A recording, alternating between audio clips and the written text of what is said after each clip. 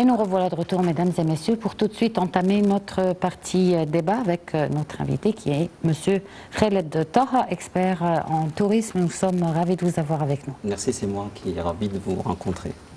Alors, on voudrait parler bien entendu de l'impact de la participation de l'Égypte à une telle manifestation. Surtout que le président Abdel Fattah el-Sisi est accueilli maintenant mondialement en tant que, en quelque sorte, vainqueur du terrorisme. Est-ce que vous pensez que cette notion, puisqu'aujourd'hui on va essentiellement parler de domaine de coopération avec l'Afrique et surtout de tourisme, qui est votre spécialité, est-ce que vous pensez que cette dimension de l'Égypte va pouvoir booster le tourisme? Eh bien, c'était une bonne question, vous l'avez bien dit. Le président maintenant, il donne l'image du vainqueur et c'est un bon message à donner au monde entier qu'on a vaincu le problème de sécurité et de tourisme qu'il y avait avant. Le pays est en pleine extension et expansion et développement. On a passé le cap de rassurer et de dire que le pays n'est pas encore stable. Maintenant, le pays est totalement stable et on peut voir ça parce que nous, le président, il travaille sur plusieurs dossiers un peu partout dans le monde et un peu partout en Égypte, dans les projets de construction, projets de développement, que ce soit économique et social et autres.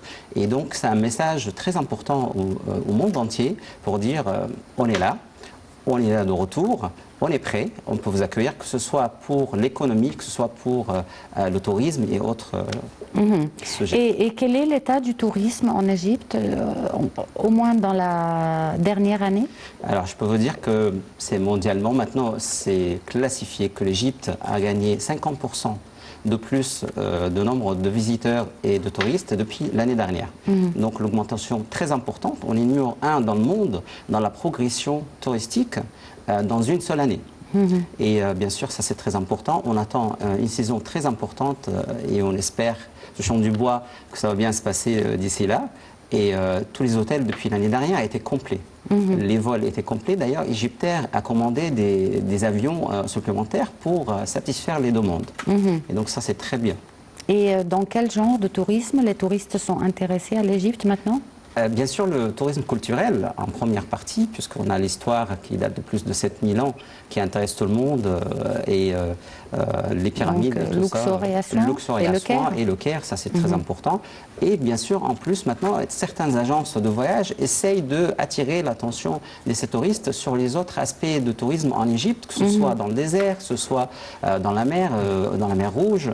Et on a des capacités, on a des possibilités très importantes, que ce soit dans le domaine de tourisme balnéaire, des stations balnéaires, ou que ce soit dans le désert, dans les oasis. Et c'est des choses que les gens ne savent pas trop sur l'Égypte. Ils sont plutôt axés qu'on va venir en Égypte pour tout simplement voir les antiquités, les tombes, les temples, et c'est tout. Mais en dehors de ça, il y a beaucoup d'autres aspects touristiques qui sont très intéressants, qu'on a besoin de développer bien sûr, et d'informer les gens sur ces aspects qu'on a. On a quand même une région dans la Haute-Égypte comme Ménia Sorek et Assiout qui demeure quand même très peu exploitée sur le plan touristique, alors qu'il possède quand même des richesses culturelles pour le tourisme religieux, historique aussi, qui ne sont pas encore exploitées. Pourquoi ? Bien sûr, comme vous le savez, depuis un certain temps, on avait des problèmes, que ce soit de pauvreté, de moyens économiques qui n'étaient pas propices à faire ça. Également, la situation sécuritaire en Égypte n'était pas aussi bonne, surtout dans les dernières 7 années, les 7 années dernières, pardon. Et maintenant, on travaille sur ça. Donc, si vous voyez, le gouvernement, il essaye de déjà travailler sur l'être humain, l'Égyptien même.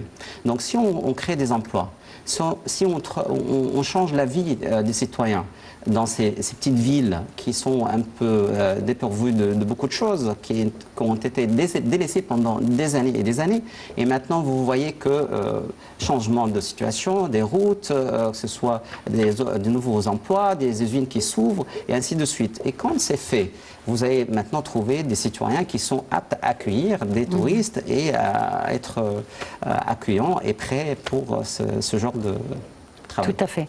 Est-ce que vous pensez que le projet de la création de nouvelles villes en Égypte, que le président adopte avec beaucoup d'enthousiasme, est-ce que vous pensez que ces nouvelles villes, surtout celles de l'Alamein par exemple, pourront contribuer à attirer plus de touristes vers l'Égypte?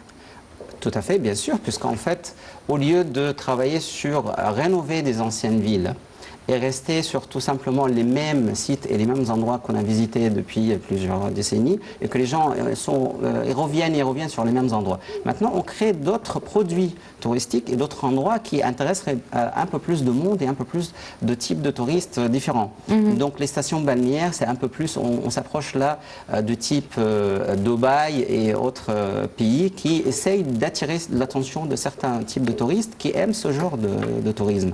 Et donc les stations balnéaires, on a vraiment une situation, par exemple pour l'Alamein et Marsa Matruh, l'eau turquoise, vous avez vraiment un Punta Cana ou des îles, on peut comparer ça aux îles les plus importantes au monde.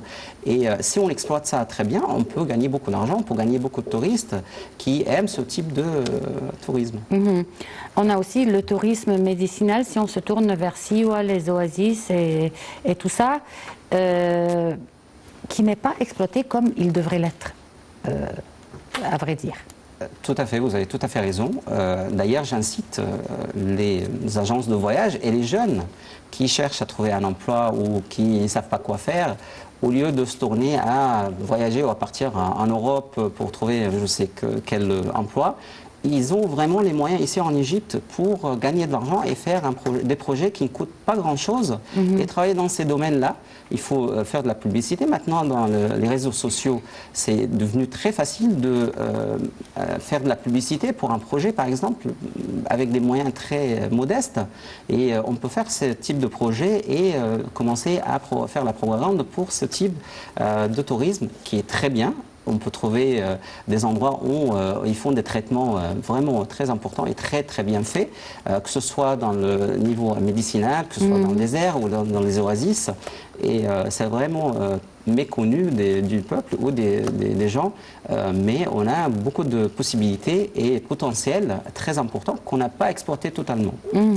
On a aussi une région excessivement importante qui est Sainte-Catherine. Et bon, c'est vrai que les touristes affluent vers cette région, mais cette région n'est pas encore équipée à vraiment recevoir un grand nombre de touristes. Le nombre d'hôtels là-bas est très très limité, par exemple. Tout à fait. Donc ça fait partie des choses qu'on aimerait un jour que ça change, que ce soit quand on regarde par exemple un pays comme la France, le nombre d'hôtels et de motels et autres types de logements qui est un peu partout, ça facilite la chose pour le touriste. Quand il va, s'il n'a pas les moyens, il va trouver, s'il a les moyens, il a les hôtels 5 étoiles. Et ça, donc, on aimerait bien un jour que les gens s'investissent, surtout les hommes d'affaires égyptiens, on les incite, le président les incite d'ailleurs dans tous ses discours à exploiter et à utiliser leurs moyens qu'ils ont, bien sûr, pour ouvrir ses portes et faire des projets qui rapporteraient plus au pays dans le domaine du tourisme et autres. Bien sûr, vous avez cité le Sainte-Catherine, le monastère Sainte-Catherine qui est très important, le mont Sinaï, bien sûr, et autres. On va en reparler, mais on doit s'arrêter pendant quelques secondes et on reprend tout de suite. Merci.